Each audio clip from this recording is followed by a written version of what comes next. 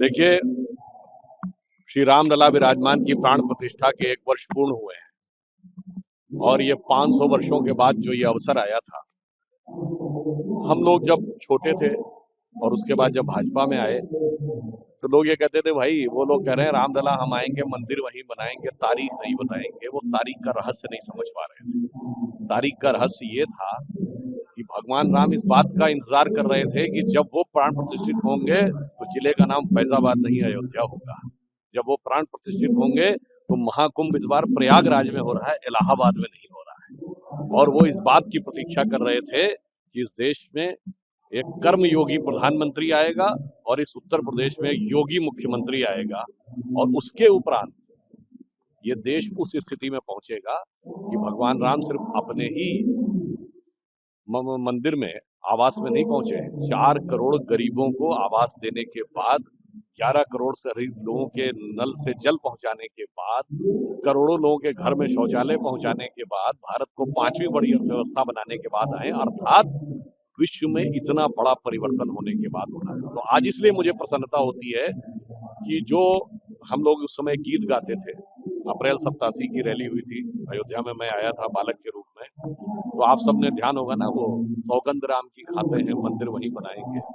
तो हम आज की स्थिति के लिए कह सकते हैं कि जन जन के मन में राम रमे और प्राण प्राण में सीता है।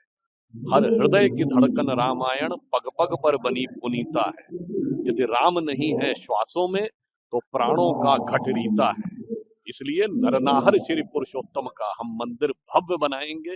सौगंध राम की खाते हैं, हम मंदिर वहीं बनाएंगे। और आज देखिए प्रभु कृपा से वो सौगंध पूर्ण हुई है और संपूर्ण भारत के लिए क्या कल्याण लेकर आगे उठी है। और इतना ही नहीं, संपूर्ण विश्व का कल्याण करने के लिए आगे उठी है।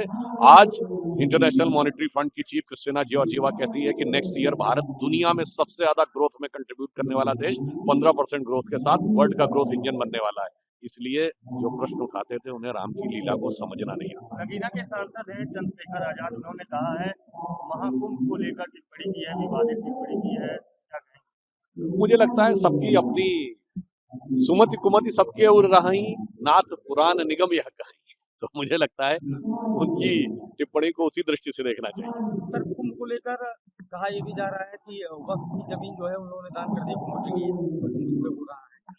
मुझे लगता है एक गंभीर बात मैं कहना चाहूंगा। स्वतंत्र भारत में एक ऐसा विचित्र कानून लाया गया, वक्फ बोर्ड का यह कानून। आप सोचिए, प्लेसेस ऑफ वर्शिप एक्ट के लिए तो 15 अगस्त 47 की डेट है, वक्फ के लिए 15 अगस्त 47 की डेट क्यों नहीं है? और आप कहते हैं कि उससे पहले के दौर में। और ऐसी, इसको मैं कहना चाहूंगा, ये भारत के सेकुलर संविधान के ऊपर सबसे बड़ा आघात था। इसलिए मैं उसको कहना चाहता हूं कि जिन आधारों के ऊपर दावे किए जा रहे हैं, जैसे सूरत नगर निगम की जमीन पे दावा है मुगल काल के आधार को लेकर, तमिलनाडु के तिरुचिरापल्ली के मंदिर पे दावा है कि 1562 में अरकाट के नवाब ने दे दिया था।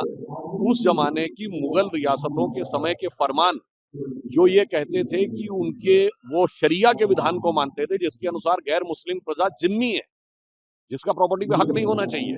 तो मैं पूछना चाहता हूं जो हमारे तथाकथित सेकुलर लोगों से कि आपने क्या हिंदुस्तान की जनता को जिम्मी बना के रखा था? अदरवाइज उस जमाने के फरमान स्वतंत्र भारत के सेकुलर संविधान में कैसे आ गए?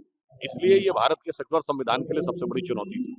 और हम कहना चाहेंगे अब दलगत भावना से ऊपर उठकर सभी दलों को इस बारे में ईमानदारी से विचार करना चाहिए।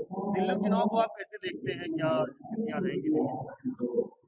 हमें लगता है कि दिल्ली की जनता आम आदमी पार्टी और केजरीवाल जी के नित्य प्रति बदलते हुए नए रूपों को देखकर, एक जमाने में लगते थे ना बड़े भोले भाले हैं, नई राजनीति लेके आए हैं और अब वो बड़ा परिवर्तन करेंगे, मगर अब उनका जो असली स्वरूप है वो उभरता हुआ जनता के सामने, दिल्ली की जनता के सामने आता जा रहा है।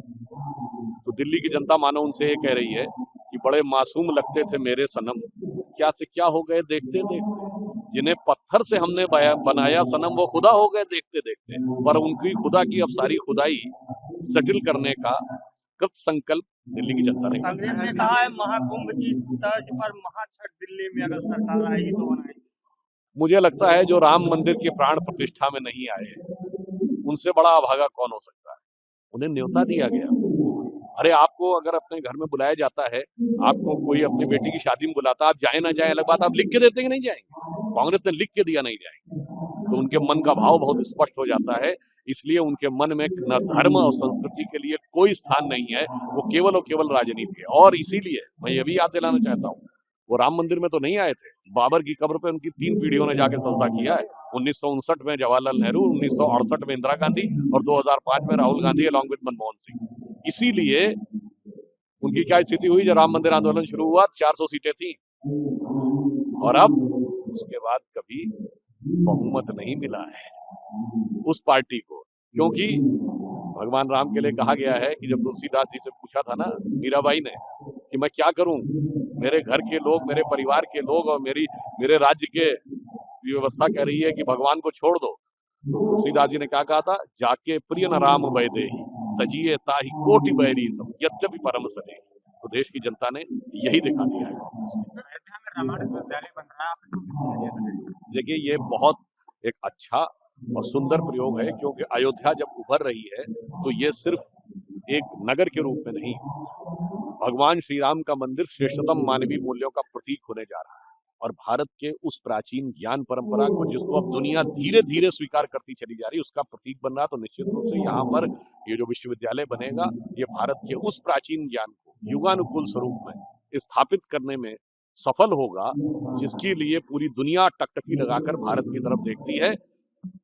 आज दुनिया में लड़ाइयां चल रही हैं, रशिया यूक्रेन की लड़ाई है, चाइना ताइवान की लड़ाई है, इसराइल हमास में लड़ाई चल रही है, नाना प्रकार के कॉन्फ्लिक्ट हैं, मगर उसका उत्तर इतिहास में भी जब आया है तो भारत से ही आया है। तो अटल जी की कविता की यह पंक्ति दर्शाती है कि भारत उभरेगा, और अयोध्या और इस प्रकार के विश्वविद्यालय क्या संकेत देंगे कि दुनिया का इतिहास पूछता, ग्रीस कहाँ, यूनान कहाँ, घर घर में शुभ अग्नि जगाता वो उन्नत ईरान कहाँ है, दीप बुझे पश्चिमी जगत के, छाया जब बर्बर अंधियारा, तभी चीर कर तम की छाती चमका हिंदुस्तान हमारा। तो आज की इस दुनिया में भी चमकता हुआ भारत दिखेगा, और अयोध्या उसका एक शिखर के रूप में दिखेगा।